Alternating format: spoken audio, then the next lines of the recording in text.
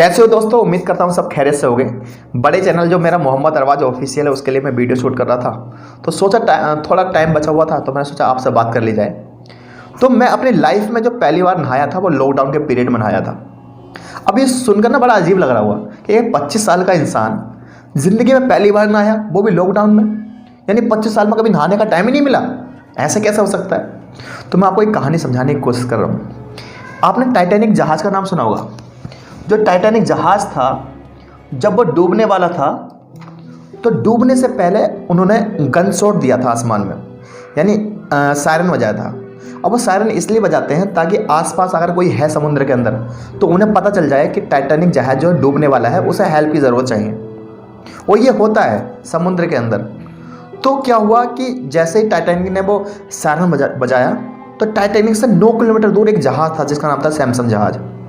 उसमें कुछ लोग बैठे हुए थे, उन्होंने उस सायरन की आवाज़ सुनी। उन्हें लगा यार कोई बंदा परेशानी में है, यानी कोई जहाज़ है वो डूबने वाला है।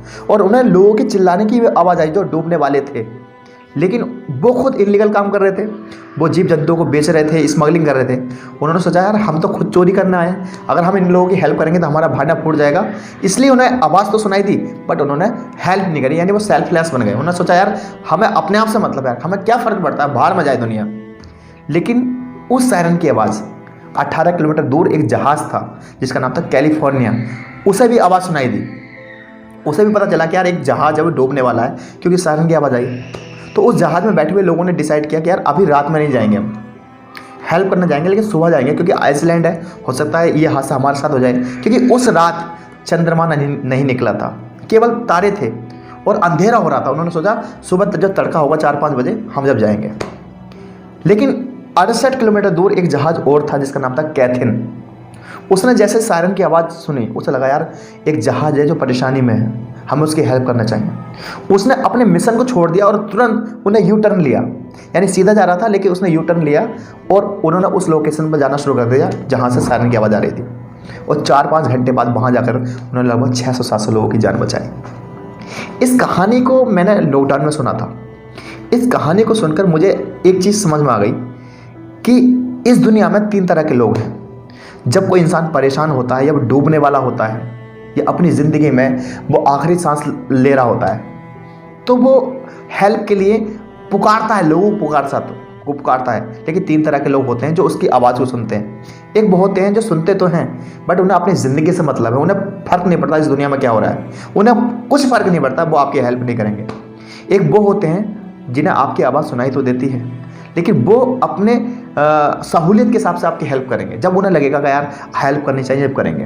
लेकिन एक वो इंसान होते हैं जो अपना धर्म सिर्फ आपकी हेल्प करने में लगाते हैं। उन्हें लगता है कि इस दुनिया में सबसे बड़ा धर्म है किसी की हेल्प करना, किसी की सेवा करना, मुसीबत में काम आना।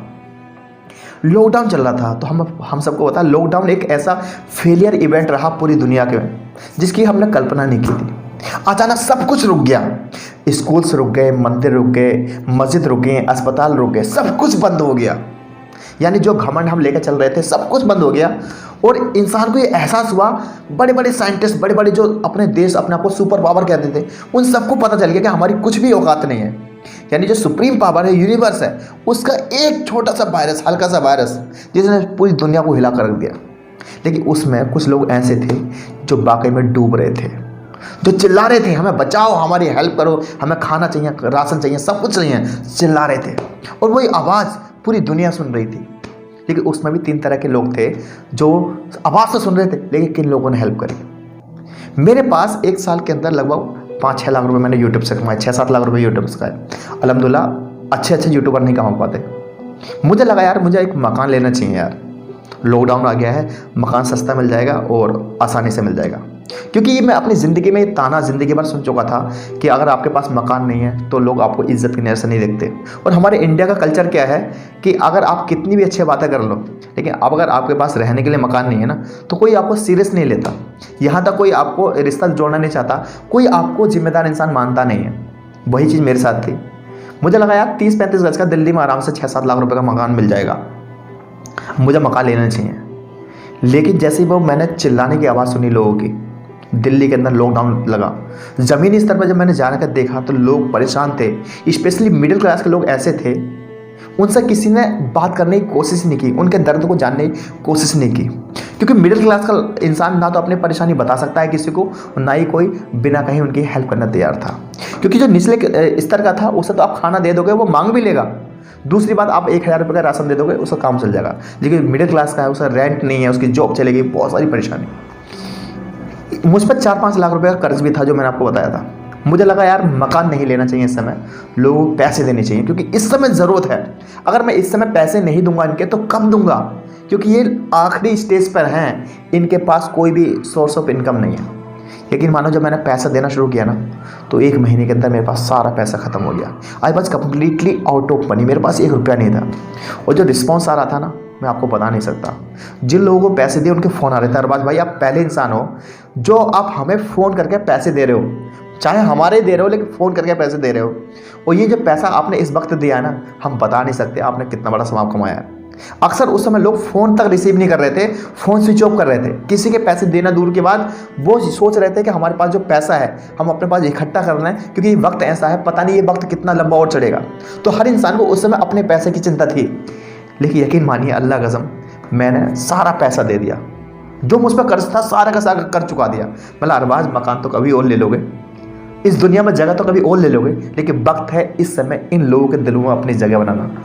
तो यकीन मानिए, उस समय मुझे ऐसे लगा कि अरबाज आज तो वाकई में नहा धोकर आया है। मुझे ऐसा फील हो रहा था उस समय कि आज मैं अपनी सोच से पाक हो गया हूँ। आज मैं वाकई में एक इंसान बन गया हूँ। मुझे फील हो रहा था कि वाकई में आज मैंने दुनिया का सबसे अच्छा काम किया है। दुनिया का सबसे अच्छा काम क्या है, ये सबसे बड़ा धर्म क्या है? लोगों की हेल्प करना उस वक्त जब लोग आपको पुकार रहे हो।